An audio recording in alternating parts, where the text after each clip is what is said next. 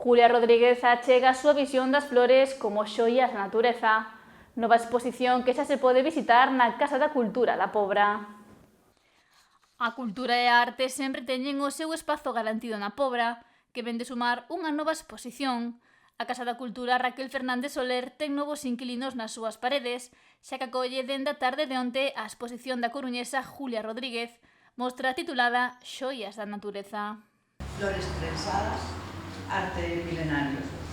Eu creo que é preciosa, que nos convida a mirar con outros ollos a natureza, a beleza do efémero e a delicadeza do tempo detido. Xoias da natureza, da artista Julia Rodríguez, que está hoxe aquí con nós, está moi contenta e moi agradecida, e nós tamén estamos moi contentos de terche aquí.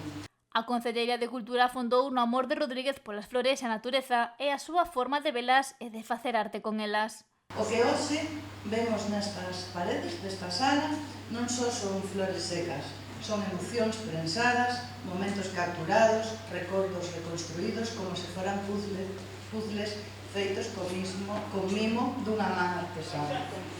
Julia dedícase a recoller flores, moitas veces de viñedos ou da súa contorna natal, prensalas e compoñer con elas obras que evocan o paso do tempo, o silencio e o íntimo. Tamén traballa por encargo, creando pezas únicas, con flores que a xente lle trae como recordo de momentos especiais, bodas, encontros, ten aí un ramo moi especial.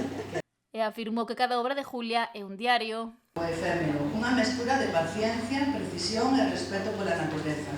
Como di a propia artista, gustaríame transmitir respeto pola natureza, especialmente aos máis pequenos. Porque as súas creacións tamén son un canto ao cuidado, á educación, na beleza e a observación atenta. Un detalle importante é que Julia elabora os seus propios papéis e traballa con materiais especiais traídos de lugares como Tailandia ou a India. O que lle permite achegar novas texturas, calidez e personalidade a cada peza. A propia artista agradeceu o recibimento que tivo a inauguración da exposición Xoias da natureza. Y lo primero, agradecer a Patricia la confianza depositada en mi trabajo, a Fita y Amparo con todo el esfuerzo que han realizado para que esto saliese adelante y poder mostrar mi trabajo en este ayuntamiento. Esta zona es muy especial para mí y para mi familia también, y un regalo para los que la visitan. El resultado de estas obras es fruto de horas experimentando cómo evoluciona lo que recojo y la naturaleza me ofrece. Me siento muy afortunada y agradezco vuestra presencia.